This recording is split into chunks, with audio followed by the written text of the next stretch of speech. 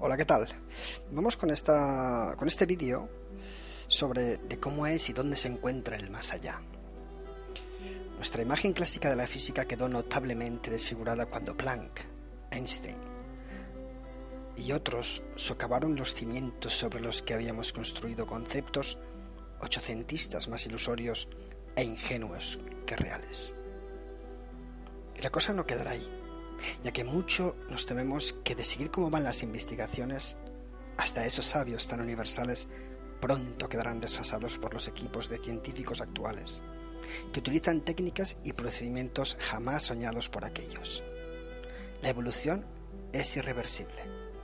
Vamos hacia un concepto nuevo del todo universal donde caben las mayores sorpresas y donde los descubrimientos se han de prodigar entre los hombres, a menos que una hecatombe apocalíptica nos lleve a todos al más allá antes de haber averiguado siquiera dónde se encuentra. ¿Por qué?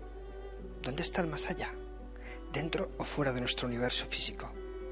Albert Einstein trató de hacernos comprender que el universo es un espacio tridimensional que se curva en la cuarta dimensión, lo que nos da una vaga idea de esfereidad, cuya superficie es plana y de 2 dimensiones, la cual se curva en la tercera dimensión. Estos conceptos son matemáticos, pero se corresponden a un orden práctico y evolutivo. El hombre creyó al principio estar viviendo en una dilatada superficie plana.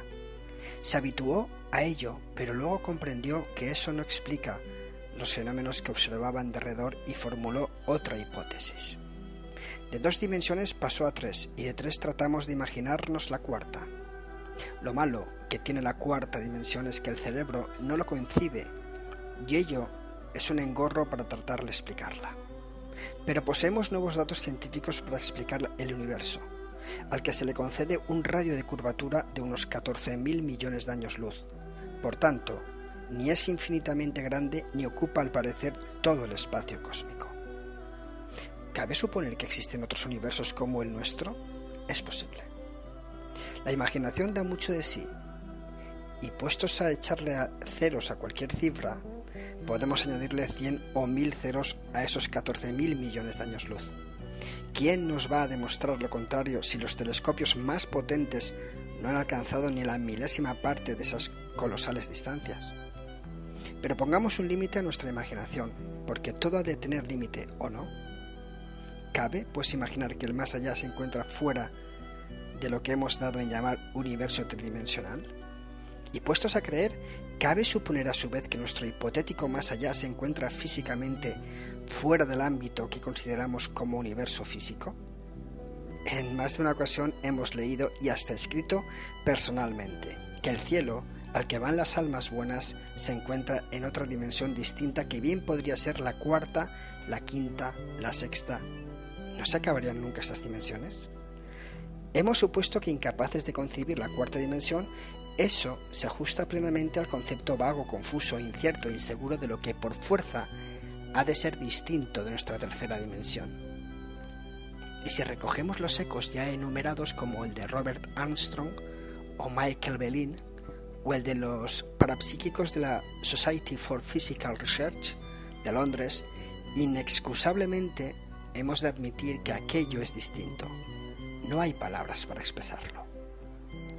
Ahora bien, matemáticamente hablando, las dimensiones pueden ser infinitas a pesar de que ya la cuarta nos parezca inconcebible y más lo debe ser la quinta, pero ¿y en el orden inferior a cero? ¿Ha pensado alguien si existen dimensiones bajo cero? Aquí nos encontramos con la famosa tábula esmeraldina de Hermes Trismegisto, el 3 veces sabio y quien quiera que fuese este enigmático personaje de la antigüedad. Forzoso es admitir que existe cierta semblanza por lo que hemos averiguado hasta ahora entre el macro y el microcosmos. Lo de arriba es igual a lo que está abajo. Igual no, podremos recusar nosotros la diferencia está en el tamaño. Un electrón no es igual que el Sol. ¿No? ¿Estamos absolutamente seguros de eso? Repasemos brevemente la historia de la física desde 1905 hasta nuestros días. Dicho sea de paso, que apenas sí que han transcurrido algunos años desde que Albert Einstein expuso esta ecuación, E igual a mc al cuadrado, donde E es energía, m masa y c la velocidad de la luz, o sea 300.000 kilómetros por segundo. De aquí se puede deducir, aunque ello no sea fácil para los profanos, que de 1 kilo de materia podemos obtener algo más de 20.000 millones de kilovatios, o bien dar 360.000 vueltas a nuestro planeta con un automóvil. ¿Hay para agarrarse fuerte al asiento o no? Einstein expuso su teoría y otros se cuidaron de verificarla. Uno de los principales fue Otto Hahn, profesor de la Universidad de Berlín, quien en 1939 realizó el primer bombardeo de uranio con neutrones. Aparte de que este hecho relevante que muchos historiadores omiten, pudo cambiar el curso de la historia, pudiendo haber inclinado el triunfo de la Segunda Guerra Mundial a favor de Adolfo Hitler. La cambió también en otro sentido. Otto Hahn informó al físico Niels Bohr y este pasó la noticia a los Estados Unidos. Así quedó demostrado que los hombres podían liberar energía. Y por si alguien todavía lo ignora, diremos que este proceso se realiza al chocar un neutrón con un núcleo de uranio, el cual contiene 235 corpúsculos nucleares. Lo que ocurre es que el núcleo de uranio se fragmenta en dos y cada uno posee la mitad de la masa del núcleo original. Enrico Fermi, un físico nacido en Roma en 1901 y muerto en Chicago en 1954, que había descubierto el neutrino y al que se le concedió el premio Nobel en 1938, había construido en 1922 la primera pila atómica, y fue él quien en 1942 realizó la gran prueba que la humanidad no olvidará jamás, y mucho menos los habitantes de Hiroshima y Nagasaki. Pero a lo que íbamos. Así fue como se abrieron las puertas de lo que nosotros llamamos filosóficamente el micromundo o la dimensión de las subpartículas atómicas, que están marcando senderos nuevos en las investigaciones físicas. Hasta entonces todo había sido pura hipótesis. A partir de entonces se convirtió en una sobrecogedora realidad. Las fronteras del inframundo se abrían ante nosotros al iniciarse la construcción de los primeros ciclotrones o aceleradores de partículas. Y por supuesto, se hacía precisa una revisión de todos los conceptos clásicos de la ciencia. El microcosmos era una realidad. Si estamos compuestos de materia y energía y podemos dividirnos en partículas cada vez más infinitesimales, ¿dónde buscar el más allá en lo infinitamente grande o en lo infinitamente pequeño? ¿Comprenden ahora por dónde discurren las más recientes especulaciones acerca de cómo son los espíritus o dónde pueden ir a desembocar después que la vida tal y como la conocemos haya desaparecido, puesto que la energía sigue existiendo? Pero cuidado, ya que las partículas se desintegran, también se fragmentan, y sabemos de partículas fotónicas cuya existencia no puede ser más efímera. En este resbaladizo oscuro, desconocido y quebrado terreno, podemos fácilmente colarnos por una grieta y desaparecer con todo nuestro bagaje de supuestos conocimientos. En el microcosmos ocurre lo mismo que en el universo. Más allá de los 14.000 millones de años luz, donde se supone que empieza la curvatura cuatridimensional, no podemos concebir lo que hay. Y en las partículas energéticas más insignificantes podría encontrarse la antimateria o algo que al entrar en colisión con la materia provocase una desintegración extraña y vagamente intuida que podría hacernos pasar de lo infinitamente grande a lo infinitamente pequeño o viceversa. Dejémoslo, no merece la pena seguir por ahí. Pero ¿puede estar el más allá que buscamos al otro lado de donde termina el inframundo de lo infinitamente pequeño? ¿Puede estar más allá del hiperuniverso? Suponemos que, para no haber esperado que le vayamos a decir dónde se encuentra el más allá, puesto que ni somos productos de manicomio ni aspiramos a ello, si alguien les dice que el más allá se encuentra detrás de su casa o bajo tierra o en la oscuridad que protege la cara oculta de la luna, por favor, no se lo crean.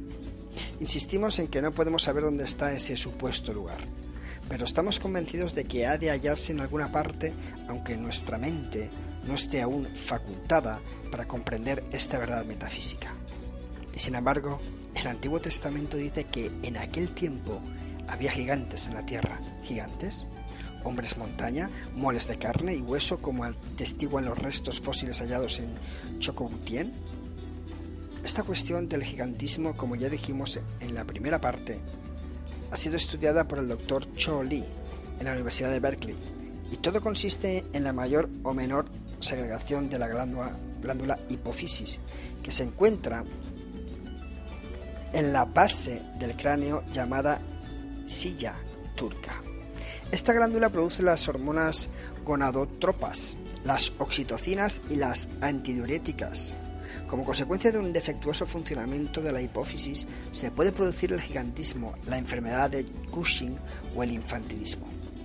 Por tanto, podemos admitir sin temor a ser rebatidos que pudo darse el caso de que el hombre no fuera siempre como es hoy, que pudo ser más grande que ahora y que nos hemos reducido de tamaño. ¿Por qué no? Se supone también que los mundos se contraen o encogen debido a las fuerzas de gravitación centrípedas y de comprensión molecular.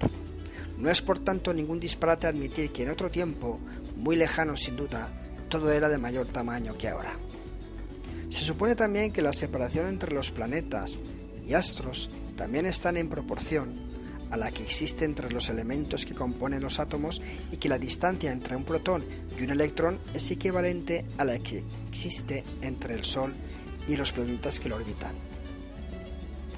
Y hasta hemos leído que si los átomos que componen toda la materia de nuestro planeta se unieran, formando un bloque denso y compacto, la Tierra no sería mayor que una pelota de fútbol o de tenis. ¿Qué más da? El tamaño de las cosas también es relativo. Si la unidad de medida en vez de ser el metro fuera el decímetro, el volumen de nuestro planeta sería 10 veces mayor y nosotros, sin haber cambiado de tamaño, mediríamos entre 15 y 20 metros de altura. Comparado con una hormiga, el hombre es colosal, pero al lado de un elefante somos muy pequeños. Por otra parte, no echemos en saco roto que estamos compuestos de materia orgánica y energía, parte de la cual se descompone al producirse la muerte, pudriéndose, por así decir, bajo tierra. Pero ¿qué ocurre con la otra parte, la que no se descompone ni se pudre? ¿Disminuye de tamaño? ¿Se hace impalpable, invisible, menos densa, más vital o adquiere otras características? Hemos dado un rodeo recurriendo a la Biblia, al gigantismo y a la relatividad física de la materia para introducir un poco de claridad en el campo de las ideas que pueden explicarnos cómo es y dónde está el más allá. Repetimos que no podemos saber si esto es así o no, pero ¿por qué no puede la energía vital, una vez liberada del cuerpo, en donde se ha formado, pasar a otro ámbito, espacio, lugar o sitio y seguir viviendo allí bajo un aspecto distinto y digamos más espiritual? Tenemos razones para creer que la inteligencia no muere con el hombre, y estas razones no vienen dadas por muchos de los conceptos que llevamos expuestos hasta ahora. Pero hay más razones todavía. Queremos saber cómo es el lugar a donde van los espíritus una vez han abandonado el cuerpo en donde se han formado. Por ejemplo, el divulgador sueco Nils Olof Jakobson, en su fascinante y bien documentada obra Vida después de la muerte, que referimos ahora porque acaba de aparecer en lengua castellana y todavía está caliente, por así decirlo, nos cuenta un caso que incluye en el más allá de los sueños y que no es más que una proyección astral con experiencia psíquica del otro mundo, aunque tanto el autor que citamos como nosotros nos reservamos el derecho de admitir o no la información. Este material procede de Jung y no sabemos por qué causa no ha sido suficientemente divulgado en nuestro país, aunque lo suponemos. El caso es así. En 2 ocasiones experimenté que mi alma se separaba de mi cuerpo.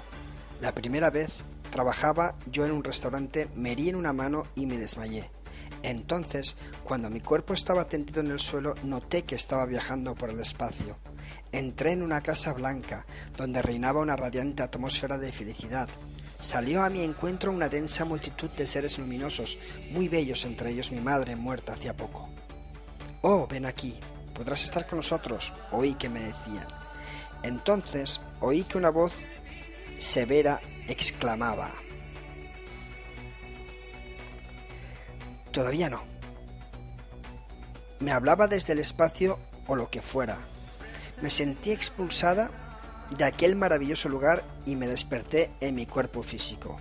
«¡Ay!», exclamé. Era como bajar a los infiernos después de lo que había visto y oído. Si analizamos fríamente este informe, la mente racionalista que hay en nosotros dirá inmediatamente que se trata de un sueño simple y llanamente. El sujeto sufrió un desmayo y tuvo una visión onírica de las muchas que sufren las gentes durante el sueño. Dicho de otra manera y en términos psicológicos, sufrió una alucinación onírica. ¿Quién va a suponer que la paciente estuvo en vida en el más allá, aunque solo fuese por error? Y sin embargo, notó que viajaba por el espacio sin vehículo espacial, puesto que en este tipo de proyecciones se vuela sin más ayuda que la psíquica. Vio una multitud de seres luminosos. ¿Por qué precisamente luminosos? ¿Acaso porque todo el mundo dice haber experimentado la misma sensación? La luminosidad del más allá es una característica que ha llamado siempre nuestra atención.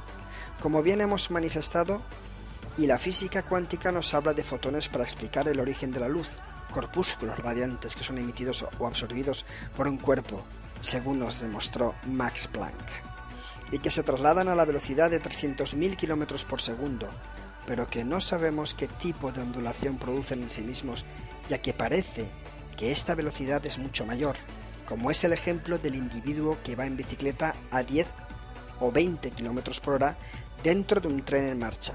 ¿No hay que sumar la velocidad de la bicicleta y la del tren para saber cómo se mueve el hombre de la bici? Endiablados fotones. Van a ser capaces de echar por tierra la bien estructurada teoría de la velocidad de la luz, donde han trabajado prohombres como Isaac Newton, Robert Hooke, Christian Huygens, Thomas Young, Planck, Einstein y Arthur Compton, entre otros. Pero ¿y qué? No lo sabemos todo, no sabemos casi nada. Que nos expliquen los sabios por qué Rosa Kuleshova, alumna del Dr. Abraham Novomeyeski, es capaz de distinguir colores, formas geométricas y hasta letras con las yemas de los dedos. ¿Y cómo explicar que Yuri Kamensky se comunicase con Carl Nikolaev por telepatía bajo riguroso control científico, distanciados ambos por 3.000 kilómetros, y que el mensaje fuese captado antes de ser emitido?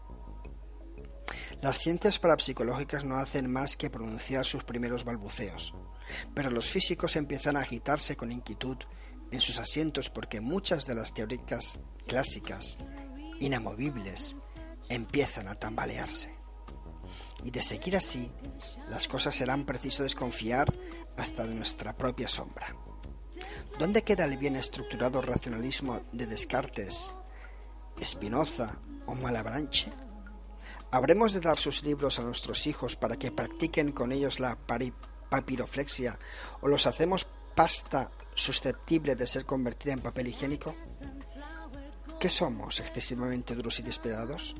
Tal vez, pero hemos perdido muchas horas preciosas tratando de asimilar doctrinas falsas, y algunos de esos intransigentes y dogmáticos conceptos han servido para enfrentar a los hombres en guerras fratricidas, cuyas consecuencias para la humanidad han sido desastrosas.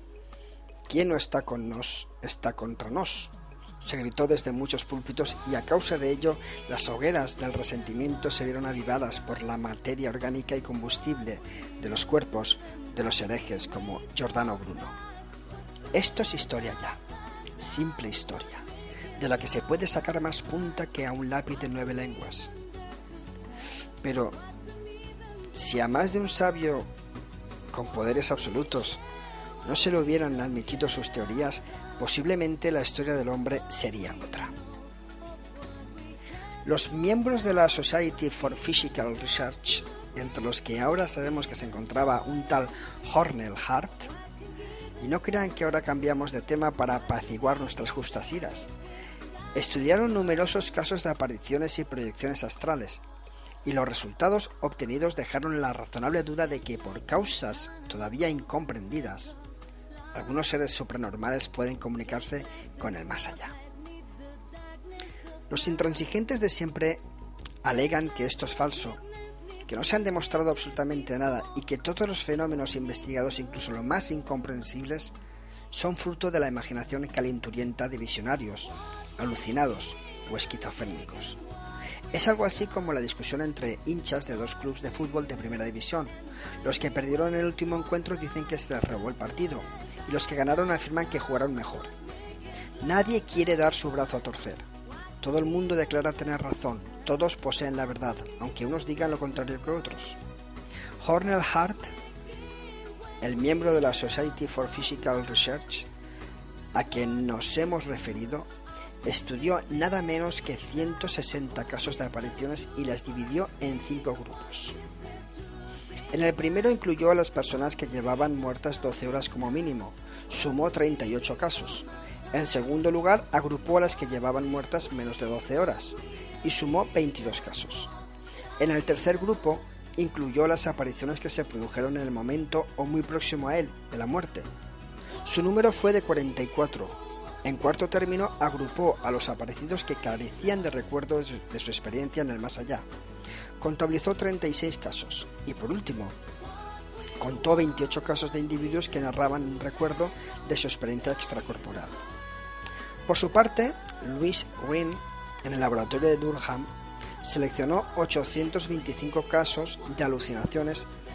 Este amplísimo estudio comprendía también parte del estudio efectuado por Horner Hart, y el resultado, después de haber considerado gran número de casos como auténticamente inexplicables, fue que a pesar de todo no quedaban demostrada la existencia después de la muerte.